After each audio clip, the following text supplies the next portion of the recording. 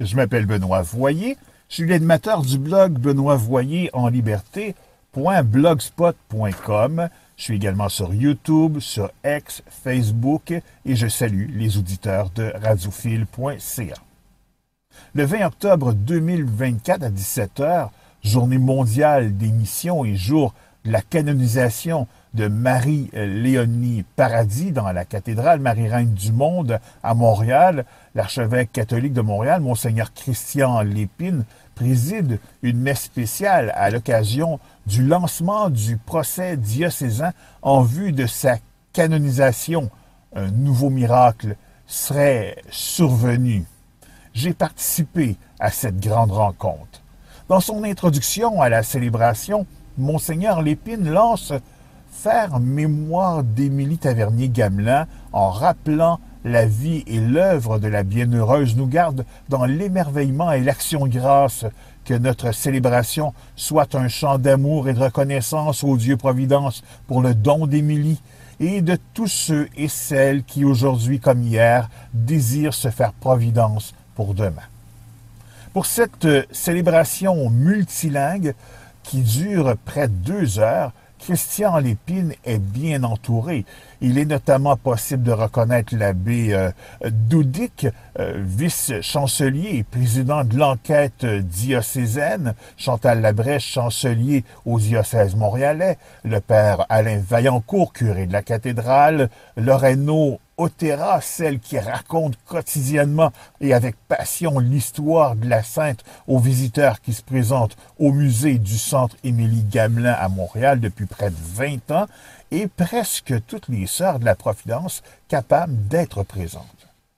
La grand-messe débute ce jour-là avec une quinzaine de minutes de retard, un problème de circulation, retarde l'arrivée de 2 autobus de religieuses, les principales intéressées par cet événement rendant hommage à leur fondatrice.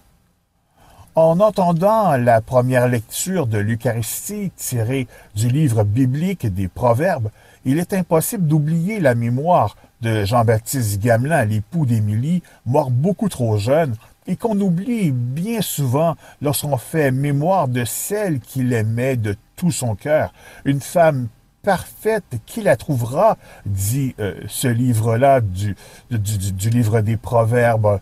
Hein? Une femme parfaite, qui la trouvera? Elle est précieuse plus que les perles. Son mari peut lui faire confiance, il ne manquera pas de ressources. Elle sait choisir la laine et le lin, et ses mains travaillent volontiers.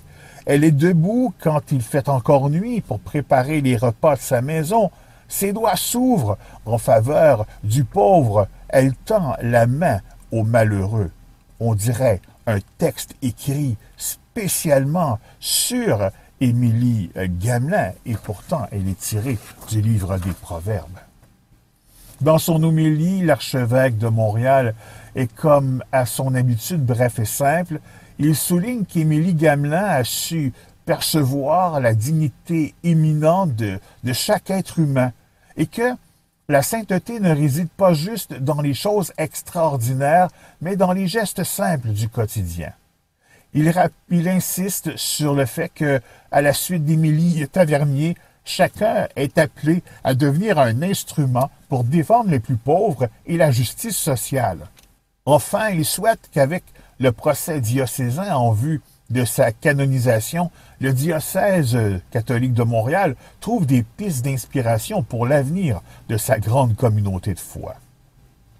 Dans l'introduction du livret de la célébration, on indique qu'en ce moment, il reste encore 3 étapes à franchir pour qu'une personne béatifiée puisse être canonisée et déclarée sainte. Tout d'abord, le présumé miracle doit être jugé légitime par un tribunal diocésain composé de juges, après que ceux-ci ont entendu des témoignages et examiné des documents.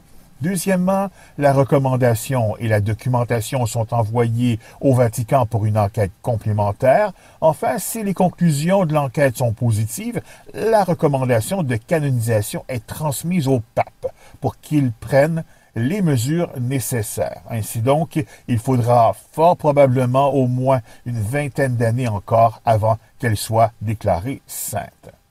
Le 24 septembre de chaque année a lieu la mémoire liturgique de la bienheureuse Émilie Tavernier-Gamelin. Ils sont nombreux, les bienheureux, mais beaucoup d'eux n'ont pas laissé d'image.